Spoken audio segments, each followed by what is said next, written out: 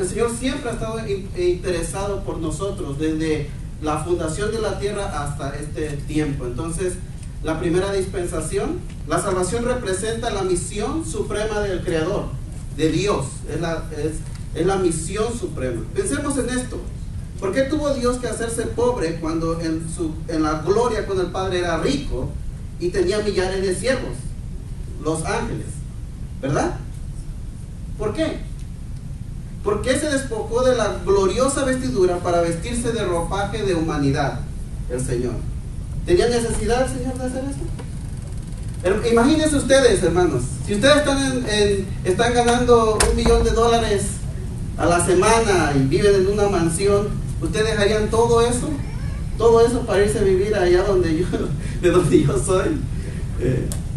Normalmente uno no haría eso, despojarse de todo. Aún la Biblia lo dice, se despojó para venir a morar con nosotros. ¿Por qué lo hizo? 1 Timoteo 1:15 dice: palabra fiel y digna de ser recibida por todos, que Cristo Jesús vino al mundo ¿para qué? ¿Para salvar a quién? A los pecadores. ¿Quiénes son los pecadores? Es mi hermano, es Moy el pecador. Yo no, exacto. Yo no. El que dice que yo no es porque tiene ya un problema muy grande. Todos, dice la palabra de Dios que somos pecadores. Y lo dicen los romanos. ¿Por qué? Lucas 19:10 también nos dice ¿por qué? Porque el Hijo del Hombre vino a buscar y salvar. Ahí está la palabra. Salvar lo que se había perdido. ¿Quién se había perdido? La oveja. Sí, él da la parábola de la oveja, pero nosotros somos esa oveja perdida, ¿verdad? El nombre para los judíos es de suma importancia, hermanos, porque representa el carácter de la persona que lo portaba. Por esa razón, los nombres de Dios se muestran en toda la Biblia. En el Salmo dice: en ti confiarán los que conocen tu nombre, por cuanto tú, oh Jehová, no desamparaste a los que te buscaron. Esta es una palabra bien interesante, te buscaron. Allá afuera es muy difícil de andar realmente buscando al Señor, ¿verdad? Nosotros necesitamos de Dios y no Dios de nosotros.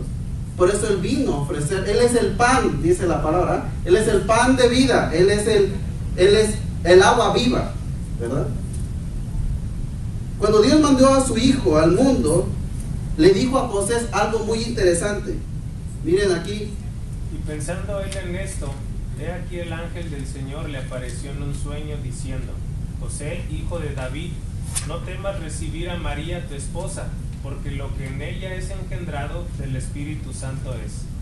Y dará a luz un hijo, y llamará su nombre Jesús, porque él salvará a su pueblo de sus pecados. El Señor le puso un nombre muy importante, hermanos. Cuando dice pensando en esto, está refiriéndose a que José estaba pensando en dejar a María, porque se dio cuenta de que estaba embarazada. Fue ahí cuando el ángel se le apareció y le dijo, el que sí está embarazada, pero no es de ningún hombre, es del Espíritu Santo. Y le pondrá por nombre Jesús, que significa Salvador. Eso significa Jesús. Por eso el nombre es muy importante, hermano. Nosotros cuando decimos hemos aceptado a Jesús, hemos aceptado ¿qué? En la salvación, el Salvador. Hemos aceptado la salvación. Mírense, desde Génesis hasta Apocalipsis, vemos los nombres de Dios en toda la Biblia, ¿verdad? Elohim, Yareh, Shaddai, Elión, Adonai, Nisi, Roy, Mekedosh, Shikem, Cana, Shama, Shabaot, Yahvé, Olam, Tzikedu, Rafa. Todos esos nombres significan algo, pero algo que nos dio el Señor es algo bien interesante, es el nombre que nos dio en Jesús, que significa salvación, ¿verdad? Todos estos nombres pueden ser muy bonitos. El Señor es mi pastor, pero el nombre que es sobre todo nombre, dice Filipenses, por lo cual Dios también le exaltó hasta lo sumo, y le dio un nombre que es sobre todo nombre, para que al nombre de Jesús se doble toda rodilla, de los que están en el cielo y en la tierra y debajo de la tierra. El nombre más hermoso que podemos tener nosotros es el nombre de Jesús, porque es el nombre que nos da salvación, ¿verdad? El nombre que nos da salvación. Hermanos, la humanidad tiene diferentes eras. lo sabemos, ¿verdad? La paleozoica tiene 7 eras, la mesozoica tiene 3, la cenozoica tiene 7 eras. Y ustedes lo pueden ver aún en la escuela, esto lo dan. Pero también hay eras, ámbitos espirituales llamados dispensaciones. Y en cada dispensación Dios ha dado un pacto, un compromiso, un tratado, una alianza con el hombre. Entonces podemos ver, hay 7 dispensaciones, es decir, eras. Nosotros lo llamamos dispensaciones, pero son eras espirituales, ¿verdad? Entendido mejor este término en una manera teológica, un periodo durante el cual el hombre está puesto a prueba con referencia a cierta revelación específica de la voluntad de Dios. Esa es algo que podemos ver teológicamente en cuanto a dispensación. Y el diccionario bíblico nos dice que es el trato ordenado con los hombres por parte de Dios en la variada administración de sus caminos en distintos tiempos. Otra vez, es una era, es una manera de llamar era, entre comillas, pero son dispensaciones. Y vamos a ver, hay 7 dispensaciones, hermanos, y en cada dispensación Dios da el primer paso de salvar. Dios da el primer paso de salvar, y lo vemos ahí: la inocencia, la conciencia, el gobierno humano, la promesa, la ley, la gracia, el reino. Y hay una octava que lo vamos a ver en Apocalipsis, que es el milenio. La primera dispensación, salvación. Esta es la primera dispensación. La salvación, la inocencia. ¿Alguien de ustedes sabe qué significa Edén? Paraíso, es uno de ellos. ¿Alguien más? Edén significa placer, deleite. Eso significa Edén. Cuando Dios puso al hombre en el huerto del Edén, lo puso en el mejor lugar, en donde se pueden deleitar y tener un placer. Cuando nuestra mente humana y cochambrosa, como le gusta decir a mi papá esa palabra, nuestra mente cochambrosa puede decir que placer a la mente humana luego le viene como intimidad sexual, ¿verdad? Pero placer es mucho más allá de nuestro entendimiento, y el Señor era el tener un contacto directo con Dios. Ahora no lo vemos, pero está presente el Señor aquí. Abran todas sus Biblias, hermanos. Génesis 1:28 fue la inocencia del hombre. Ahora, es interesante, Dios los hizo inocentes, pero no los hizo inconscientes. Eso es un aspecto bien interesante de ver. Era el hombre inocente, pero no inconsciente de lo que era la maldad, porque aún Dios les dice. Y los bendijo Dios y les dijo: fructificad y multiplicaos, llenad la tierra y sojuzgadla y señoread en los peces del mar, en las aves de los cielos y en todas las bestias que se mueven sobre la tierra. Muy bien, este siempre es un plan de bien de Dios nos tiene. Este es el primer pacto que tiene Dios con el hombre, y es un plan de bien. Dice que le dijo y los bendijo Dios, ¿verdad? Es una bendición, es lo que hablaba Amy con el bebé de Tania, ¿verdad? Nosotros es de bendecir siempre a nuestros hijos. ¿Cómo los maldecimos? De muchas maneras. No puedes, eres tonto, no sabes. Si yo sígueme a mí, mírame a mí, pues nos ponemos como lo perfecto. Pero esas son maldiciones al niño, ¿verdad? Sojuzgar la tierra. En Génesis 5:2 también dice: varón y hembra los crió y los bendijo.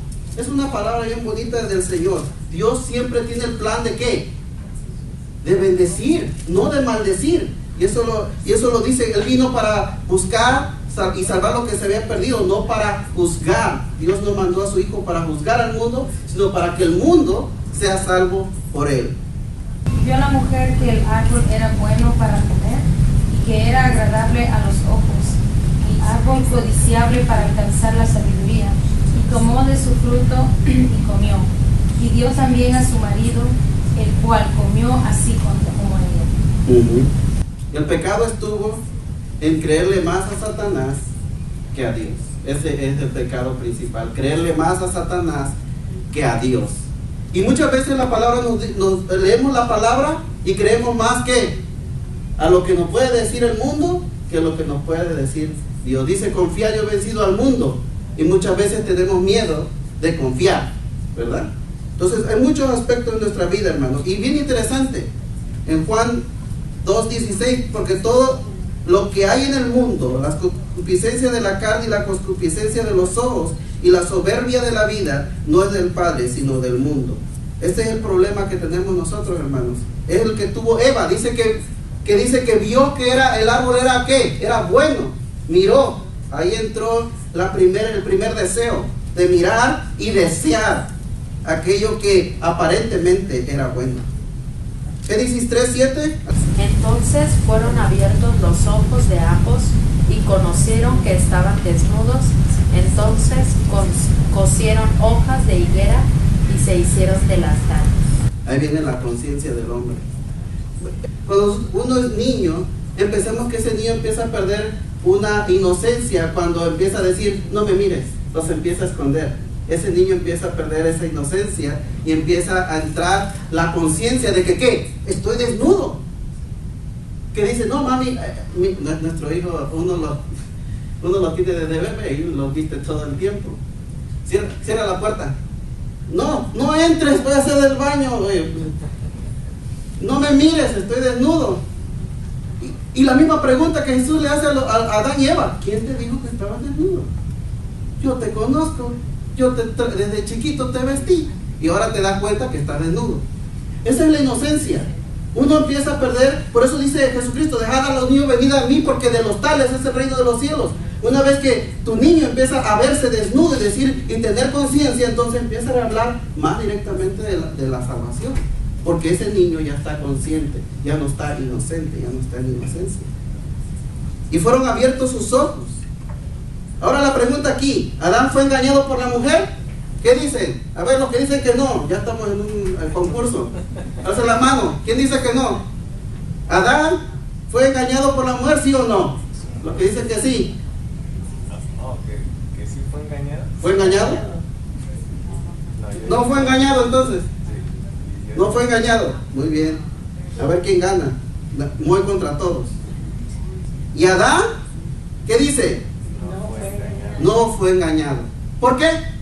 Porque cuando uno anda enamorado, hermanos, y en el Edén, vio Adán a Eva, que se la dice, le trajo Dios, se la presentó, vamos a ponerla así. Él dice que es la primera expresión. Dice, ¿qué? ¡Wow! Y luego se la adueña, ¿no? No digo, esta es carne de mi carne y hueso de mis huesos. ¿Qué? ¿Y qué le digo Dios? Oye, pero cálmate, tranquilo, hombre, sí te la saqué de tu hueso y de tu carne, pero ya te la está adueñando. No, esta es, dice, ¿no? Entonces andaba Adán todo el tiempo, ¿verdad? Todo el tiempo andaba. Cuando uno está enamorado, hermanos, normalmente se nota más en el hombre que en la mujer, ¿verdad? Sí, como que está tiene algo, ¿no? Mientras que la mujer lo disimula un poquito más. Sí se le nota, pero